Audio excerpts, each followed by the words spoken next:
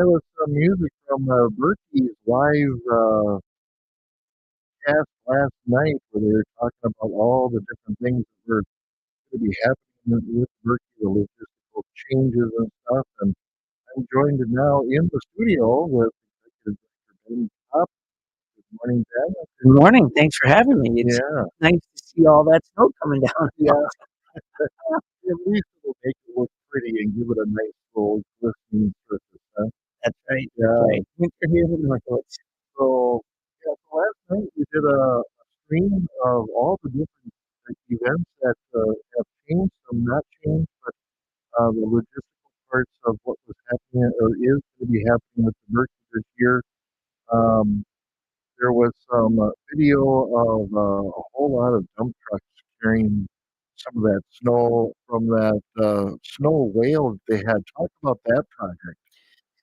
Yeah, it's we had all along been hoping that snow would fall from the heavens, if you will, and we'd be finishing in downtown Hayward. But even by the end of December, we're starting to look and realize, like, holy bananas, this may not come to fruition. And so, Yeah, about 5 years, well, after the Bird was canceled in 2017, we started making. We decided, all right, we're going to start making some snow and started to invest in a little bit of the infrastructure. And yeah, this year, then by January, we had that one cold snap of about, I don't know, it was a couple, 10 days or so. We actually fired up all of the snow guns up at Telmark, where we have been utilizing some of the old snowmaking wells that Tony Wise yeah. had put in from the old days, and actually the main well that serviced the lodge, believe it or not. And so we were using those two wells to make snow for that 10 days, and it made, they call them snow whales, and now I know why. I had no idea.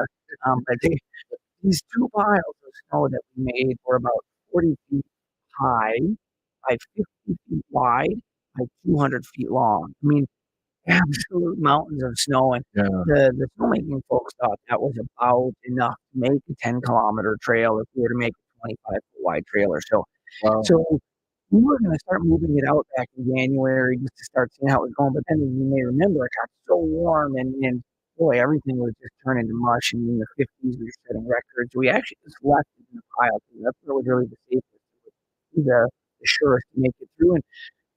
And then now there's no more time. It's time to, so we actually been working with a bunch of local contractors, Town of Cable, Bayfield County, Mm. to figure out how to move this snow. And so we're using a bunch of dump trucks, excavators, and loaders, and loading it into dump trucks, and then they will drive it out onto the trail and dump it and sort of slowly work their way back to where they started to create Sure. this trail. And then Yeah. the grooming machines come through and smooth it all out. And I got to ride along for a while on Sunday when we started. And I mean, you just realize the art at what it is and the skill these folks have that operate these machines. I mean, I thought a dump truck, oh, it can't be that big a deal. That was like, on ice basically because the ground is not totally frozen, so it's sort of slippery. And man, Oh, these yeah. operators, I was wondering with these heavy trucks how they were handling their part of the yeah, the trail trail. is really, it's going to take a lot of repair come springtime just because, right, the part they're driving on is actually really, really starting to beat up pretty good. And so Sure. we're moving.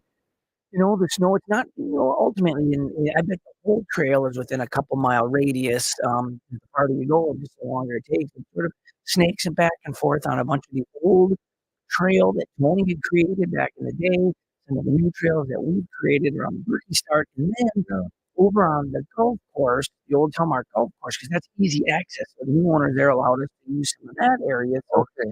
really, it's building out about this 10 or 11 kilometer trail that ultimately, there's going to be a lot of chaos, but I think we felt like, man, we just have to do something so important, especially on a winter like this, to get people up here coming to stay in hotels and resorts and buy groceries, go to restaurants. And we just had to figure out something. And so this trail concept that Jim and his crew put together is it's something to behold. And I was not able to make it up there yesterday, but from my all understanding, they were actually almost able to move half of our entire snow stashed yesterday in one day alone with nearly a dozen trucks, two loaders, two other machines. I mean, it sounded like this huge mobilization, like Right. rebuilding Highway 63 or something, just out of snow. And so it's going to be something else. We start to program it, but hopefully people can come up and check it out. And Yeah. The goal is, my understanding, to actually have it open by this Thursday, so that people can come resume skiing and checking it Oh, okay. out. Yeah, Classes, kids, yeah. kids from the charter school. Actually, I'll be here in El Segundo. Our kid was and then coming up on Mondays to ski, and so we really want to get that trail back open. And it's not super safe right now with dump trucks everywhere and Right. whatnot. Yeah. Not so much if there's snow. And so I think we're really hopeful that by Thursday or Friday this week, open back up to the public, people come ski and check it out and Yeah, get a local preview of what Birkie sure. 2024 might really look like. So where does this loop trail go up and turn around and come back? How does that work? So basically, if you're in the Birkie start area, you go out and you head out to the power lines, which is kind of an iconic location and whatnot, the big power line. Then you actually turn around and come back on that old classic trail that was used for classics and bring you back to where you started. That's like the first third. Then you actually ski over by the old Telmark Lodge, Telehenge, we called it, of course. And Okay. you kind of ski by the old lodge, the base of Telmark, the base of the hill, Right. ski past that. Then you ski out onto the old Telmark golf course and make some loops on some of the fairways. Then you start to work your way back up around Mount Telmark again, then into the snowmaking loops that we've been using this winter for the variety of events that we've had, Right. and the snake around those, and then eventually Okay. back into the start where you started. So all in all, it looks like it's going to be 10, 11-ish kilometers. Yeah. And I think varying terrain, it'll be some bigger hills out to the power lines, some kind of gentler, flatter areas, if you will. I think we realize we have to accommodate everything from first year skiers all the way to these World Cup athletes that'll be here, Yeah. Barnabas, Junior Birkie, Yep. you name it, a whole variety. So kind of coming up with what we think might work, and then also limited a little bit by where you can drive tow trucks. And some of those really big hills that we kind of wanted to be part of them, we just couldn't get the snow there. So it's going to be one of the things that I think would be really cool this year that spectating is amazing.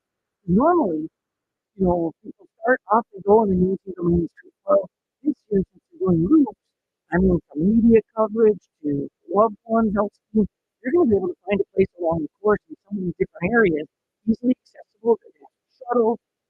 You're going to get to cheer from, a bunch, so to speak. So I think at Okay. the end of the day, Yeah. as we start to make some lemonade here a little bit with what we got, I actually think the spectating might be kind of fun, and there might be some areas that'll be fire zone and music here and rots and coffee and whatever. Again, it won't be Main Street, that's for sure. But I think it could be kind of a fun thing Birkie 50 is going to be definitely a little different. Yeah. What what events are happening on Main Street? So that's a great question. And is the bridge going up? So the bridge will not be going up. So to some degree, there'll be less chaos in downtown. There won't be the detour that'll have to go on initially. The bridge won't go up. But there are going to be a few events that will happen downtown in Hayward. And as I was mentioning to somebody, most people's housing, where they kind of eat and whatnot, are kind of in the Hayward vicinity. There's just more volume here. So Right. I think by nature of that, there's still going to be a lot of people, even though a bunch of the ski events will be up in Telmark just because that's where the snow is. I think most people are still going to be sort of centered around this downtown Hayward and using the restaurants and grocery stores and gas stations. So I think that'll really be kind of the center hub. But there will still be the expo happening with the high school. So all of the big pickup and all of the big expo will be downtown, well, in Hayward High School. And so, which that in and of itself is going to be a little chaotic because, of course, the referendum or the new construction out in Right. Hayward, Yeah. where one of the gyms is not usable this year. And so there's going to be chaos at every corner this year, starting with the expo, which I think actually, if we learned something in 2017 when we had to cancel, people spent a lot more time in the area because they weren't quite as stressed out. And I think that's going to happen this year as well, that they're still going to get to ski the Birkie, but other than the elite athletes, everybody else is just skiing it. No time. You're just doing it for completion. And so I think the anxiety level of those veterans was, meaning we saw last time they were spending more time downtown shopping, going to the candy shop, going to the Yeah. expo, just because you're a little bit less stressed out on, what's the Yep. right wax and whatnot. So I think we're going to see a lot of people just hanging out. Starting on Tuesday, actually, even earlier, we have to bid pick up for the Wednesday open track. So even earlier this year, getting folks here. And then that's going to start to go through Tuesday night bid pick up. Wednesday, we start into the open track, which all those events will be going on, which is the open track. we've added this new event on Thursday, which is going to mimic what we do on Wednesday's open track. Is another open track on Thursday, simply because we just can't get that many people out on the loop. So in addition to all the kids events on Thursday, Junior Birkie, Barna Birkie, the Giant Ski, which will be something Yeah, else. right. It's This always is a whole new open track, trying to get the people that might normally be skiing on Friday or Saturday to move back to Thursday, less chaotic, better ski sure. conditions. So the downtown thing will be, I think, kind of fun, different in that, yeah, there's not snow on the finish line, but people hanging out, the Giants will be downtown. We're going to do some sort of youth event, whether that's Barna Birkie or something there. I think we're still trying to determine what that looks Right. like. And then making more of it, it's going to be the centerpiece for entertainment with cruisy concerts, the Birkie Bash, the movies that they're going to be showing at the park. I think it's really going to be sort of this cultural and or entertainment component to the Birkie this year is hang out in downtown Hayward. It's going to be pretty darn cool. Yeah. And so So are you planning to snow Main Street from Second all the way up to Fourth, or how far? there won't be any snow on Main Street unless Mother Oh, Nature, if Mother Nature is okay. able to accommodate something, then we will bring some snow in. But right now, use literally every snowflake we have for trying to build out the trail. So, we were talking to the city as well. If it does, that we're able, I mean, if we just get a couple inches of snow, 3, 4, well, all the areas we normally harvest snow from, we can go to those areas between Wheeler and Duffy, over by the school, and harvest a bunch of that snow and even make a block or something like that. But we're going to need Mother Nature to come along and help us out with that a little bit. So we're kind of in the waiting game on that end. Otherwise, yeah, we'll have to see. It'll be interesting. So is the giant ski going to be on wheels? It's a very correct now. I mean, because you got to have a giant ski, right? I mean, you got to have a giant ski. So it's going to be a bit more of think of potato sack racing meets giant ski, 6 people all in one. How many people can we crash? Yeah. And not only, we're going to have the orthopedic surgeons on call. We're worried. Well, yeah, and then some band-aids for And the some band-aids scrapes. for the scrapes. It won't be falling on snow. It'll be falling on pavement. We're confident that the Nimrods, while they're in retirement, boy, I mean, no one's ever won the giant ski potato sack race. So while they consider themselves the champions, giant ski, I don't really know Right. if they can consider themselves that. But no, they're kind of coming up with these huge skis, kind of more of a walking, plodding thing. Because at the end of the day, that's really about just having fun and whatnot and having a good time in downtown. So the chamber is really working on a bunch of that components on what we can do to kind of get people down there on Thursday night, and then as well as working with all of the different restaurants and the like. There's a lot of pasta feeds and everything from the Catholic Church to the different restaurants. So that I think will be a fun part too, because at the end of the day, that's where you really start to get. I mean, I was telling people that the skiing, I think, is actually a small fraction of why people come. There's ski races everywhere, there's trails and whatnot, but I think people love the hospitality that Northern Wisconsin, Cable, and Hayward and these communities offer. Because again, they can go to races all over. Why does it bring 25 to 30,000 people here? And this year we have this really unique opportunity because we have all these elite athletes in Minneapolis the weekend before.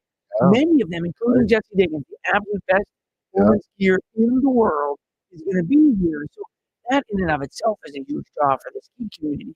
But I think, like I said, I think the skiing is just a small fraction of why people come. They just love hanging out, seeing friends, the camaraderie, getting the opportunity to talk about, hey, what this year, going back to their favorite restaurant, hitting their favorite bar, going to their favorite place on the trail.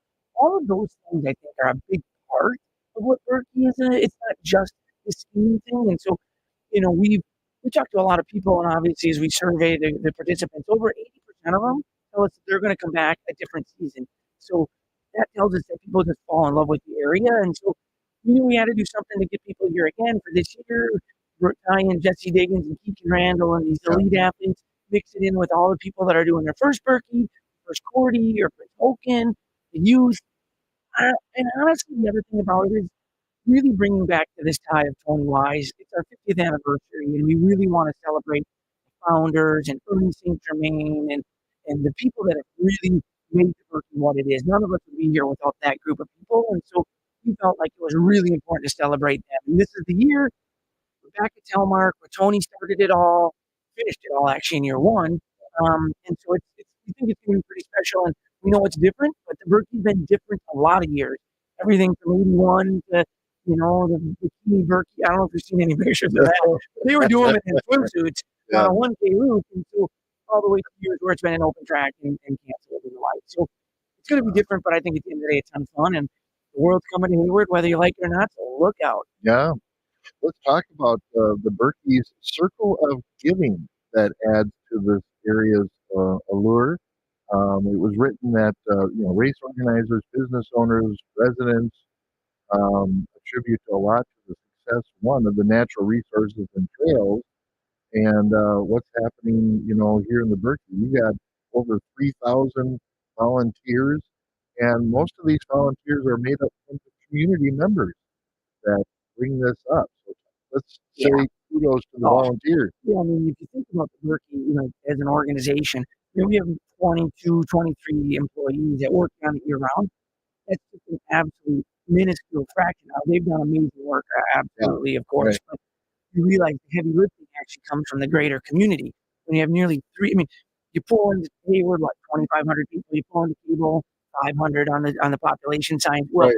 add it all up, that means everybody in some way, shape, or form helps out and gets involved, and so that's what makes it happen. And I think that's exactly why people continue to come back because there's ski races, bike races, all kinds of races everywhere, and there's trails everywhere. But I think it's the hospitality offered forth by our local community that really is what strikes people as being amazing. And so when you start to think of the volunteers and what they do, everything from, I mean, how fun is it to park cars? From parking cars to the final food station, to aid stations out to handing out bibs, to lost and found, to handing out medals. I mean, cleaning up. It's just unbelievable what goes into trying to host not only this year close to 15,000 athletes and skiers, but then another 10, 15, 20,000 spectators that come here, loved Right. ones, friends, Yeah. family. Um, that's a huge lift. And so I think at the end of the day, you'll be completely remiss to not realize that it's actually, yes, this organization that gets to look at it year round, but it's really the communities of the area that really are what brings it forward. Have been working on this ski trail out here, um, right behind the school here at LCO, and doing the trail work and Oh then yeah. me getting that going, hearing the stories of the late 80s, many of the elders that had worked had skied, and Ernie talked about also that it was said if you were going to sign up for the Birkie, you got to take an hour and a half lunch to head out and work on skiing so that you could get ready for the Birkie in the late 70s. Well, you start to realize it was the centerpiece of the community year round, and not just about for those couple of weeks leading up to the Birkie, that the whole community thinks, well, I got to get ready for it. I mean, I'm skiing it, working at an aid station, helping with the registration. So in some way, shape, or form, everybody got involved. And at the end of the day, I think it benefits everyone. It's pretty exciting that we get to rank everybody here. I mean, gosh, last year, that whole spotlight of CPS Sunday Morning being here, Yeah, right. watching that, I was just, wow, it brought me to tears actually, thinking about what it meant and how they portrayed our community really hosting the world and the vision Tony had, the support the community gave him, Yeah, and pretty darn cool to now see that it's at year 50. yeah. That's Crazy, awesome. Wow. totally crazy. So, So last night, and we'll let people know that they can go to the Berkey's YouTube site or Facebook page and watch all the announcements because there was a lot of, I don't want to say technical information, but information about which races are happening when, alternative days for some of the races, and how all this is going to work. And so I didn't want you to yep. talk about all that. That's just too much. But you did have a live stream last night that's now in a recorded version, and people can go to the Berkeley website and see it right there on the main page, Facebook channel, or YouTube. But you mentioned a really special. Now, this is a fundraiser event as well, and you had a matching gift pledge. Talk about that. Yeah, I mean, it's amazing the generosity of people, so to undertake this year, for instance, saving the Berkey, if you will, with our infrastructure, it's all people's money that's been donated to us, Right, right? To create snowmaking, to build trails. It's not our money per se. They donate it, we spend it. right, Well, we had 4 families, the Mortensen family, Wheelers, Ben Marks, and then Ed and Jenny Ryan donate $500,000 that if we could match, they would match the first $500,000 we could raise from February 1st through the Birkie. So that it means we could, in theory, raise $1,000,000 for Wow. things like snowmaking, trail rehab, grooming equipment, all the infrastructure things that allow us to go down the races. So the biggest fundraiser that is going to be at the Steakhouse Lodge on Thursday night. We call it the Birkie Bash. We have Yeah. 2 really special guests, of course, Jessie Diggins and Keegan Randall. They were the 2 women that won the very first gold medal in cross country skiing ever for the U.S. ever. I mean, so in 2018, kind of a cool story too. Jessie Diggins won the Corda Lopez in 2008 and 2009. Not a lot of people know that she was 13 years old and won the Corda Lopez. Wow. That's some other funny stories when we have more time, but. The, She's coming back to ski the Birkie and be a part of helping us try and raise money because she realizes we always talk about it. It's like trying to teach football and the football field's only there every other week. Or, yeah, I'm Yeah. teaching baseball to kids. Well, the baseball field only happens to be there every other week. So it's like skiing. If you don't have snow and trails, you can't get kids excited about it. And so Right. you want to invest in things like biathlon and the trails that support that. So, anyways, fundraising is going to be going on throughout now through Birkie Week. We're hoping that we can raise $500,000 to get that match dollar for dollar with these generous families, and it's going to go to things like snowmaking and trails and the grooming machine. So Yeah. it's a huge undertaking for us. And But where are you at now in the pledge? How many so we how just what is that? just reached the $300,000 mark yesterday. So wow, that's a ton of money raised. Of course, we still know that we have nearly $250,000 to go. And, we've had over 1,000 people donate, so that's amazing. When you start to Wow. realize we've had Yeah. people donate as little as $5 and as much as $25,000 in support of this as Yeah. we go. And so, it is a small nonprofit running a radio station, no different. It isn't our money. We feel super lucky when people donate to you to help make it operate and go, and then we in turn Yeah. no different here. And it's really, we feel very, very fortunate that people see value in the vision of investing in silent sports community. We as the citizens, we get to use it every day, which is awesome. We get to go ski and bike and run, and then in turn, our guests get to come into our communities. They use it Yeah. on weekends for Yeah. events, but it's something special. And again, just reiterates and how much people really believe in the Birkie community and the trails up here and the community that hosts it.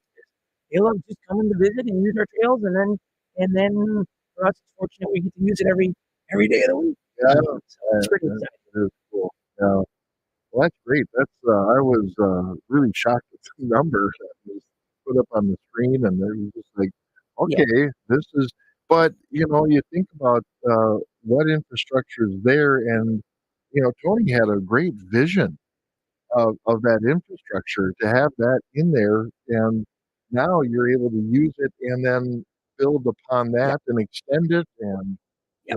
just make some great things out of this stuff. And how's the construction going on that? Yeah, yeah, yeah. No, I think, and that's, I just Just a want couple minutes left, yeah, so that's a talk about great that. point that, we're building out Tony's. I mean, even the wells we're using for snowmaking, we didn't put those in. Those are Tony's from Right. 1961. Yeah. So it's super cool. But, yeah, part of it is building a community center up there as well, which is gonna be a place kinda like we have in Sealy. Just put on your boots and hang out, use a bathroom. It'll be open to the public all the time. There's gonna be a little coffee shop in the back roads. New Moon Bike and Ski is gonna have a little rentals in there, got bikes, Sure. meeting space for Cub Scouts to groups or whatever that want to have a place to meet. So it's coming along. We're hoping to have it open this summer. It's been a good winter for construction, so they're actually starting to get ahead of Oh, yeah. schedule. I Can you bet. imagine that? So the upside of not having snow, but it's really coming along, and it really shows again. This is the community's project. We just happen to be at the helm, and so we're excited to see it come to fruition. And Turkey Week's coming fast, so before you Yeah, know it, it's going to it's be looking here, and nice. time to get the cowbell It's out and start ringing it loud. Yeah, right, right. And then there's a rumor about one of the elevator shafts. Yeah, that there's a trail that was called the elevator shaft, and it's really steep, and people were really nervous about it until last night when we just made the decision to remove that section of trail from the course. Oh, And okay. so it wasn't one of the actual elevator shafts, but it was a tiny trail that Tony had made. People were really nervous about it, and so we didn't want to have to give everybody Xanax, so we decided we should just pull the elevator shaft out of the race Okay, course, and I that's thought it what was we did. one of the actual No, shafts from yeah, the yeah, no, it's the fun. yeah. Flip it over. Thank you so much, Ben, for coming in. Ben Popp, the executive director of the Birkie here in WOJB. Coming up next is Democracy Now!